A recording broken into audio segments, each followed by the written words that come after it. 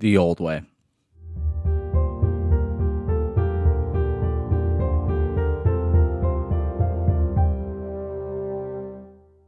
Deep in the recesses of a forest located on an island in the middle of the Pacific resides a small village untouched by the pollution of modernity.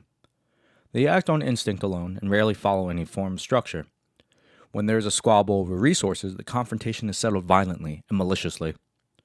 A recorder tallies the strength of each tribe member on a cave wall where the elderly lay in wait for their deaths. They serve as sacrifices for the tribe when there are food shortages, as well as a warning. Old age means uselessness. Consensual marriage is not a concept in this culture. A man will choose his bride when he is old enough to hunt, around 13. They don't know exactly when a boy turns 13 because they don't have a sense of time. But they decide when a boy's testicles develop if he is ready or not to serve as a functioning member of the village. Every man is required to hunt and protect the village from neighboring tribes and blood-seeking animals that stalk at the outskirts of the village's graveyard. The animals wait for anybody to be thrown and pounce on the rotting flesh. Young men will come here to fight the animals and grow stronger.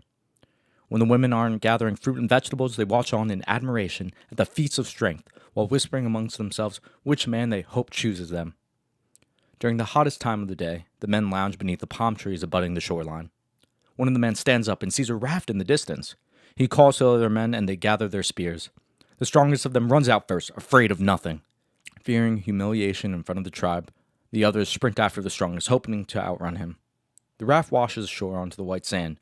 A white-suited, wrinkled old European donning Ray-Ban sunglasses, known by his associates as the Baron, raises his hand, searching for assistance.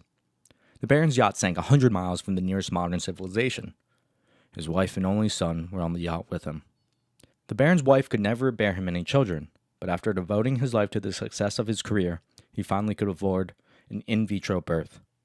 The Baron and his wife spoiled their son, and they had every right to. He was their world. But when the yacht sank, the Baron watched on as his miracle child and his wife screamed his name in the tempestuous waves. The tribe members run down to him. They extend their spears towards the Baron's jugular vein. The Baron cannot speak. His mouth is dry from dehydration. The Baron pushes the spears away and pulls himself out of the raft. He stumbles on the beach. The hunters keep him surrounded, waiting for him to make any violent motion. They haven't had a fight in months.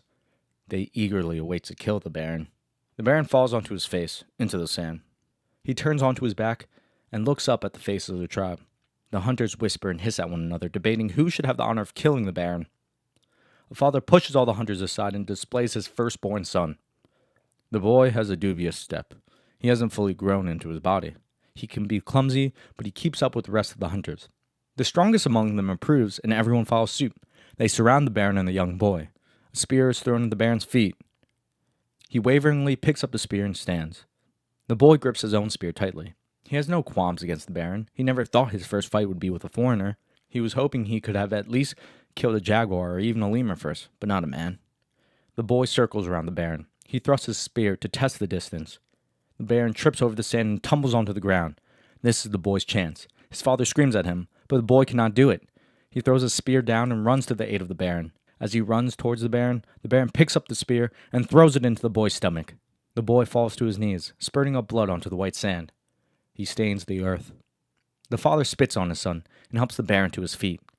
The tribe recedes into the forest while the Baron stares at the child.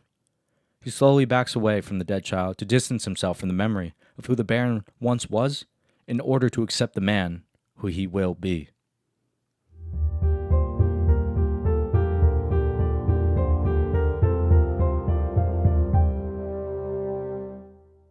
Thanks for listening. If you'd like to support the Simulation Podcast, you can donate to my Patreon account. Any amount would be extraordinarily helpful. The link will be in the description along with all my social media accounts.